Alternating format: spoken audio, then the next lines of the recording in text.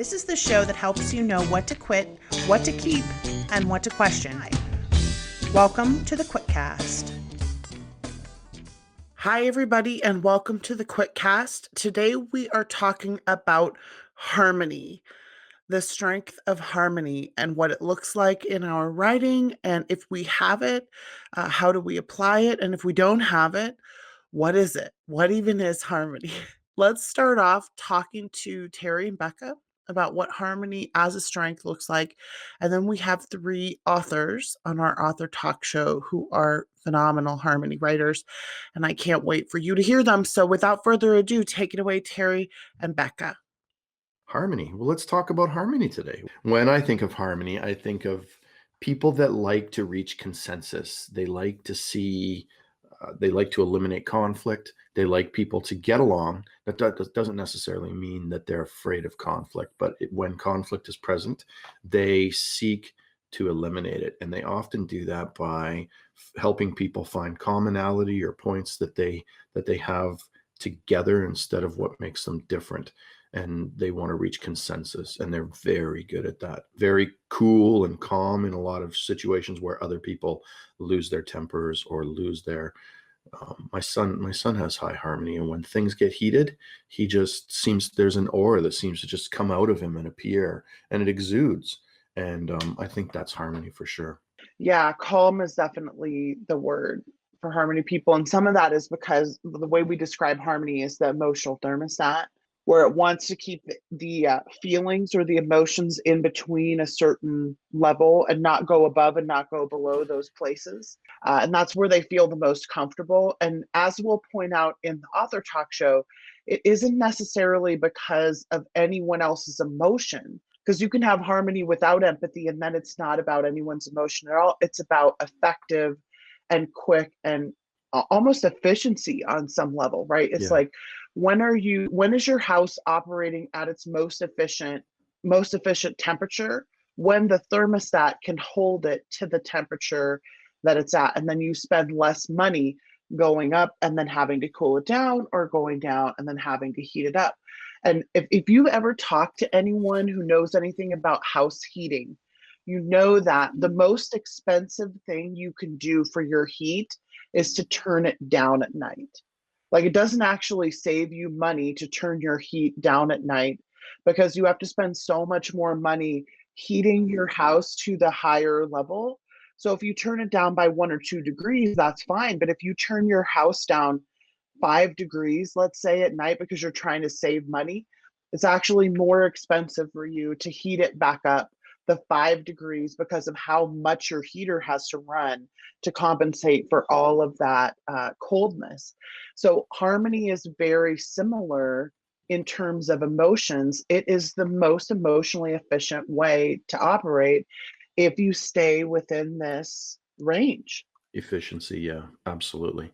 I think of, I was, when I went to university, it was for biology, and very much all systems in nature want homeostasis or equilibrium. They want things to not go too high and not go too low. And I think of, they can just sense inefficiencies or conflict or even wasted time or wasted effort. You'll see harmony people with other strengths who can stop someone from going off the path too much. They may not want to experiment too much if the risk is too high of going below, like you had said there, which makes sense as well. But definitely a lot of people think that this is you're just agreeable, you just give of yourself all the time and sacrifice yourself, and you're afraid of conflict. That's not the case. Now, it is common for a harmony to look for the most efficient way.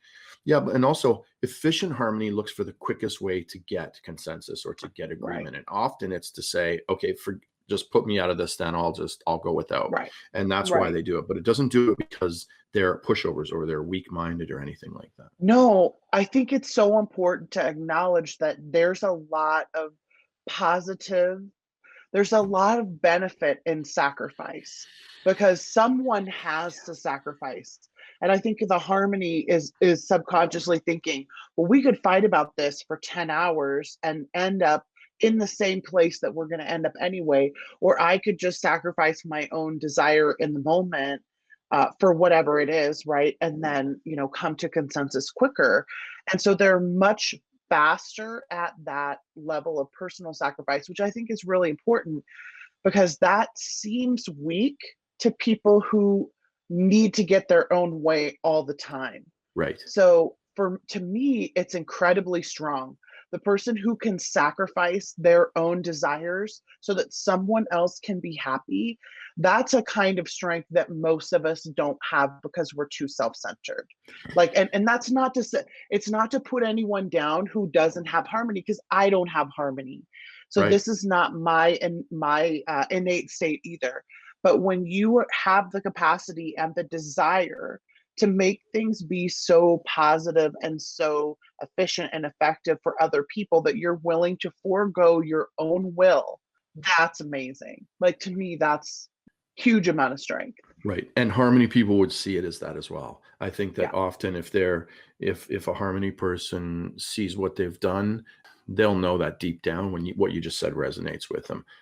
Definitely, that's the truth. And I know we don't cast things, we don't talk about movies very often, but as soon as you said it, I had the flash of whether it's harmony or not. To me, the action was in the Wrath of Khan, when everybody's going to die and Spock walks into that chamber to stop the explosion from happening immediately without a thought. Spoilers, everybody, in case you haven't Oh seen yeah, that. I'm sorry if you didn't see that movie 35 years ago. 30 years ago, yeah. It might be a little bit of spoiler. Yeah. But when he does that, that's very much seems to me harmony. I love too the Gallup video where it's a great casting of that video where it puts the whole emotional thing to bed by the example they use is a man who's a divorce lawyer, and he's all about, let's not argue, let's not worry about who did what to whom, let's just fix this, let's just get everybody into this unpleasant situation finished in harmony. Right. And that's a great example because it doesn't actually help. Like, it doesn't help to stay in that conflict zone, because nothing that you're going to say in that conflict zone is beneficial. If any of you have ever studied the neuroscience of conflict before, the most fascinating thing ever about conflict is that because of the way that we're biologically wired for survival, in conflict, we do not act logically. We don't act in our own best interests, and we don't act logically. So if you've ever read the book Crucial Conversations, they talk about this, about the neuroscience of conflict. And essentially it's 10% of a conflict conversation is about the content. It's about what you're actually fighting about. And 90% of it is about safety, that I don't feel safe in the conversation. And so I'm either running away, trying to end the conversation, or I'm aggressive, right? And so 90% of the conversation, of the conflict, is spent just trying to end the conversation. So what the harmony does is to say, all right, let's get rid of the 90% so we can talk about the 10. And I feel like the misunderstanding of harmony is one of my biggest frustrations in strengths, because people keep, like, they look at it and they think, oh, they're afraid of conflict, they're conflict averse. And I'm like, yes, a harmony in a basement can be so terrified of conflict that they're not able to engage it, but then that's a therapeutic level. Like, you just need skills. It's not like you are hopelessly flawed or whatever. You just need skills for how to handle conflict. And then once you have them as a harmony, you're going to be able to exercise those skills so efficiently. But harmony is all about what's the best for everyone involved in this situation right now. Yeah, I would say harmony is the talent that is built for eliminating conflict, for resolutions, and for getting things done. It's definitely one of those, especially when you don't have it. What I did when I started to learn the strengths was I wanted to love all the strengths. And so one of the things I try to do is find people that I know in my life, and I tested so many people, paid for tests that had strengths that I don't have, so that I could come to like them because I like those friends and family members. And I was able to do that. And harmony was one of those. And what you said was bang on the money. Everyone will recognize, especially as story writers, when people get angry, it's to override what they know they shouldn't be doing, and it overrides their common sense, and they can bypass that. So harmony definitely is excellent at wading through that and getting resolutions and getting consensus and getting people back on board.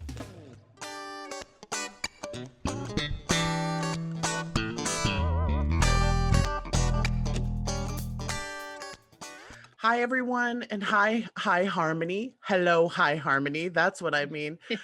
Writers, we are here with an amazing group of Harmony writers today. And Harmony's one of the strengths that is not as common for writers. We have three amazing people here today. I'm going to have them introduce themselves. And I'm going to start in my upper left-hand corner with Erin. And why don't you tell us who you are and what you write, genres, books, and then also what number your Harmony is. Sure. So I write contemporary Western romance. So think sexy cowboys, and I live in Idaho, so it's not that hard to get inspiration. And my Harmony is number 2, so pretty high up there for me. And Sloane? I'm Sloane Calder, and I am in Texas. I write paranormal romance and some romantic suspense, and my Harmony is number 1. And Priscilla? Hola, everyone. I am Priscilla Oliveras. I write contemporary romance with a Latinx flavor. So my stories are like emotional stories about familia, families, and dynamics and drama. And my Harmony is number 5. I love your covers, by the way. As soon as I saw them, I was like, those are high Harmony covers because they're so calming and relaxing, right? Yeah. The beach is my happy place. And so Kensington did a great job capturing like the romantic beachy of Key West. So I like them. Love that. Yeah. I always think of the beach as like a Harmony place because it's so relaxing. And so what's interesting, and you'll hear this, all of you who are listening will hear this as we go along, but Harmony's slightly different with everyone, right? Depending on how you, what strengths you have around it and then what strengths you don't have. But the base definition of Harmony from Gallup is that people who have high Harmony are looking for consensus. They dislike conflict and instead seek areas of agreement. So for me, the way I describe it is that emotional thermostat, right? Where you set it at 69 or 68, and that's the temperature that it wants to stay at. And the thermostat wants to bring the temp with heat or with cool back into that place, right? And so that desire to keep things in a range that is not too high and not too low is very much a Harmony thing. But where that comes from and why is definitely different, I think, for each Harmony. And so I just want to hear from you. And Priscilla, let's start with you. How would you describe Harmony to somebody who has not heard of it before? Well, I think, I mean, your analogy of the thermostat was for me really key. I think I'm number 2, empathy. So how you said like empathy is the thermometer and it can gauge the temperature in the room. So when they're working together as power pairs, right, then like my empathy can maybe, oh, there's some conflict over here, and my Harmony, what Harmony wants to do is kind of step in and let's find, how can we kind of reach an agreement, or how can we quickly move through what this, what's going on. Harmony, my Harmony anyway, when it's in the basement, and it ties, like you said, it ties into so many of my other strengths is then like conflict avoidance. So when I saw that, right, when it said here's when it's in the balcony and here's when it's in the basement, and my notes, I typed me, when it was like conflict avoiding. And so that the idea is to try to keep it out of that basement level. But for me, it's mostly just, I know that I see it in action when I don't like conflict in life in general. So I am one who will, change my plans or go along with, with the group, as long as it's not going against my values. I'm number 4, belief, right? So my belief is strong. So I'm gonna go with the flow or with the crowd to avoid that conflict, unless it's something that I am, there's a hard line there that I won't cross. I love that you said the word quickly too, right? When you were talking about getting through conflict quickly, because I feel like that is a consensus place for Harmony. So like Sloane, your Harmony is a tad different because you have low empathy, right? And so like when we talk about your Harmony, it's always like efficiency. And so that word quickly in the quick conflict resolution, I think is that core of Harmony. How would you describe, Sloane, your Harmony to somebody who had not heard of it before? I'm more about efficiency and getting things done. Like when I took the test and I found out I was number one harmony, I was so mad because I kind of thought, oh, it sounds like this kumbaya person that just doesn't want any conflict. That is not me at all. I am fine when the conflict is fact-based, but if I'm trying to lead something and move something forward and someone's all up in their feelings, with my empathy down at number 30, I don't want to hear it. Right? I want us to get to the bottom of what's going on, hash it out, and then the train needs to move forward, right? So isn't that fascinating? The Yes. both Erin and Priscilla have high empathy, and so it's so different when you have high empathy versus low empathy, which is so fascinating to hear because it's the same desire, right? It's the same desire to not have conflict or to reach consensus, but it's definitely takes on a different flair when it's very emotion based as opposed to like, let's say, task based or work based. Or what I would wonder then, we both want to move through that, right, the conflict quickly, but probably the tactics that we might use to move through it will be different based on the other strengths that tie into our harmony. Because I'm going to be all about the feelings to get us through quickly, and Sloane is going to be, like she said, tactics, or like, okay, what are maybe I'm going to be writing you out of whatever you're trying to, whatever squirrely road you're trying to take me down and get you back on track. So we'll use different methods with the same end goal in mind, which is so important. I love that you brought that up because so many times when other people are trying to spot strengths in us, right? They'll say things like, oh, you seem like a harmony, right? Because you're conflict avoidant or something. And I'm like, well, but like harmony can be so different depending on what's around it. And conflict avoidance on its own is not a sign of harmony.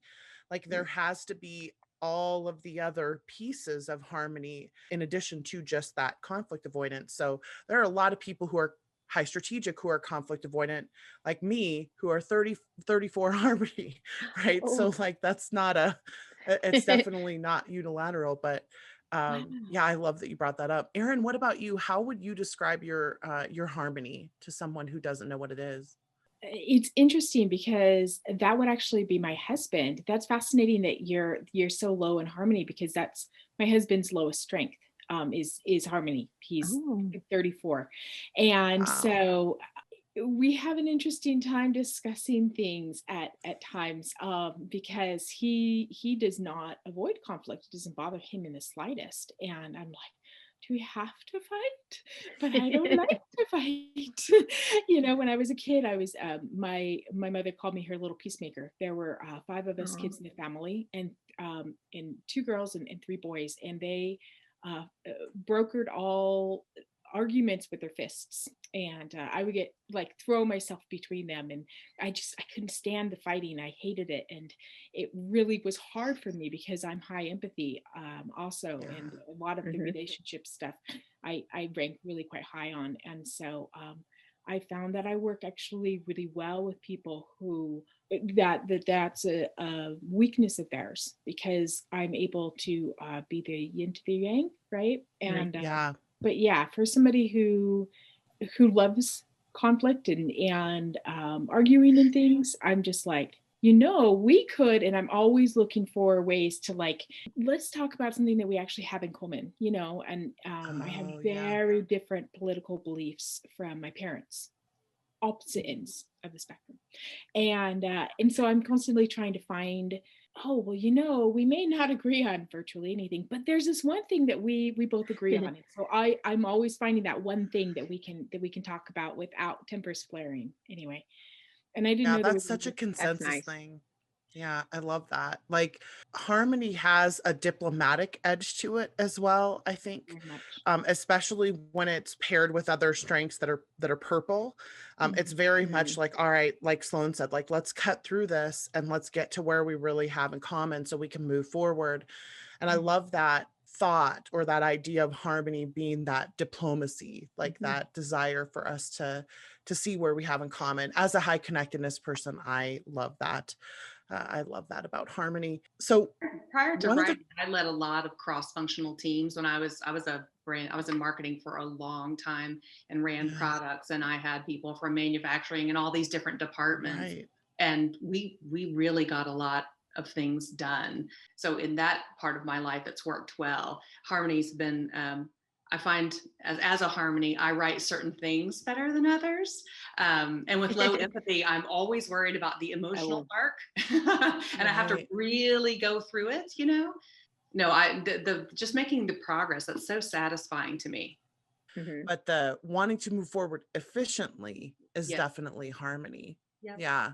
So I'm interested because you brought up the writing, and we'll start with Sloane here because you just brought this up. I want to hear, what is it that you find easy about writing as a harmony? Like, what maybe parts of books or types of characters or stories, what's easy for you as a harmony? I love writing like band brothers. I love writing people who are a goal-oriented plot, where they're trying to get something. I write paranormal romance or romantic suspense, things with very high stakes. And so I've got a group of people typically who are moving toward a goal, and I really enjoy writing men. So I think, you know, wanting to write this great team of people who are trying to overcome something, I think is supported by harmony. Like a team of people who are all headed in the same direction? Like, do you find that you write teams that don't have conflict internally? Oh no, we have. So that's the interesting thing with my empathy, Lo, because I was talking to my critique partner today, and she's like, "God, you really put your characters through their paces. You don't have trouble writing conflict." And I said, "No, because it's a step to getting it done to the end of the book, right? I mean, they have to have this battle so that we can have our outcome, and that's kind of how I think about it. So I actually kind of enjoy writing the conflict because I'm getting towards that end where I'm going to be able to check that box and you know, get it done efficiently. Conflict is all part of for me, part of what they have to go through. Right. Oh, I like that. Oh, that is so different from me. That is fascinating. Oh, really? You're number one and I'm number two because it shows up very differently than it does for me. Sloane's definitely driven by her purples. Like that purple is definitely. I don't have a single execution in my top 10, not one. Yeah. And so that is. So how does harmony come into play for you then? Because I'm a little bit similar to her, but in different ways. But so how is it? I have the hardest time writing conflict because I don't want my characters to suffer. That's so sad. Why should you have to go through anything bad? I am one of those kumbaya people. I mean, seriously, that would be like, oh, everybody should just be happy. I'm very high positive. I'm very high, all of that. And so, and the high empathy and high all of the like relationship and happiness. And so, luckily for me, my husband was into theater, still is into theater. He taught it at the college level and has been in theater for decades. And so he helps me plot all my books, because if it was up to me to plot a book, everybody would just be happy all the time, which is the most boring plot on the planet, right? They get up and they go to work and they go home and they're all happy. This is not interesting, Erin. And so I have to have my husband help me like level that part of me out. And he's like, well, we could have this happen to him. I'm like, all right, if we have to, but I guess in the end it pays off and you have that happily ever after, but it does not come naturally to me at all. Conflict is like completely foreign concept in my that's a fairly normal harmony, like in terms of the harmony response to conflict. It's fairly normal, both for positivity and harmony, to not like conflict, especially positivity harmony as a combo. And so so it's interesting that empathy harmony is, I feel the feelings and I want them to resolve, but I'm also willing to go through it if it's necessary. Right. But positivity is very much like that sort of hopeful, like, can't we just have gray moments, and does it really have to be high stakes, which is so interesting. Like, Priscilla, do you find that as well? Or I'm kind of a mix, and you mentioned all three. Like, I'm positivity number one, and empathy number two, and then harmony 5. So they, again, like one thing I'm really working on is please stay up in the balcony. Please stay up in the balcony because similar. I mean, when you're writing romance, if it's boy meets girl and boy gets girl and they're all happy, like that's a really short story. That's not a novel. 5K. Yeah, it's done. And so I will say for me, what I've learned, and I was doing it some before, and then having taken the strengths and the right, better, faster, I'm just now really trying to lean into it. One time I tried to change my process, and I'm a plotter, and I tried to be a pantser. And it was with the second book in my debut series. So Her Perfect Affair, and Jeremy and Rosa are two really nice people. Like they're good guys, right? And so not having it plotted out, and I think now, like knowing about my strengths, and then trying to be the pantser, I lost like 3 months of my life I'm not ever going to get back, where I wrote nothing until it was my agent saying, okay, look, you need to give Rosa, you need to make them feel pain, right? So that was a good teachable moment. Now what I'm trying to do is just lean into that with my empathy. Even as a reader, I identify, like the books on my keeper shelf are there because I fell in love with the characters and I want to revisit them. So that's what I try to tell myself with my writing. If like my characters become real, so lean into their emotions and needing to get them on the page, and then trust my harmony that I need to put them through the ringer, and I need to feel also like that harmony. Like it says, you can see both sides. So then maybe if my characters are at odds, I can see his side, I can see her side. So then how can I use that and trust that I want them to be happy? So eventually I'll get them happy, but they need to have, the conflict going on there for 75,000, 85,000, 90, whatever, whatever my contract is. So it's trying to use them both. But there was a time where I totally didn't trust, or I tried to change my process, and my strengths were, now I know my strengths were like, what the hell are you doing? And I got nothing done. I did the same thing. I'm a plotter, and I tried to write a book without plotting, because I thought, it's really, I waste so much time plotting. I should just write, like how much faster is that? You're wasting all this time in the beginning writing out what will happen. Why not just write what happens? It'll be so much more efficient. And I wrote nothing. So yeah, I'm definitely a plotter. And I, at the same time, because of other circumstances, my husband wasn't around at that point, and so I didn't have anybody to plot with, and that was another reason why I was like, oh, I'll just pants then, it'll be fine. I wrote nothing until he came back, and I was finally able to plot with him, and I actually did plot with him and wrote out a plot, and then I was able to move forward. I think even for me, even if it changes, like if a better idea comes along, if my characters tell me of something different, but it's like a skeleton, and I think it allows me to, maybe it allows my harmony to say, see, where you're going, you know where you're going, and you see how it's all going to tie up to get to that happily ever after resolution that I want and my reader wants. And yet also then, empathy wise, look at what is their emotional arc, where are they growing, where are they being challenged, kind of thing. So for me, I've come to realize, stay with my, trust myself and trust my process. I love that. Just in general, that's the message that I want everyone to hear, like every writer to hear. And I love that you all have talked in various ways about what works for you being different. Even though harmony is consistent among everyone, there are patterns about how harmony might work, but they change based on like what other strengths you have. And so I'm really glad that we got to really highlight that, just because I think it's important for people to understand that there's variation even within the strength. So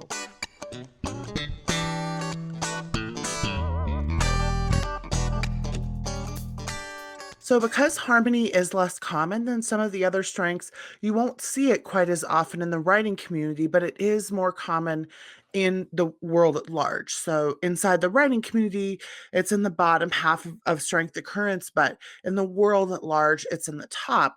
So knowing what harmony looks like and knowing how to best work with it and knowing how to nurture it is really important. And so I hope that if you want to know more, you'll check out the Gallup Call to Coach podcast or YouTube channel about the strength of harmony. And if you want to know more about other strengths, tune in here because we have, I think, 11 left to finish now.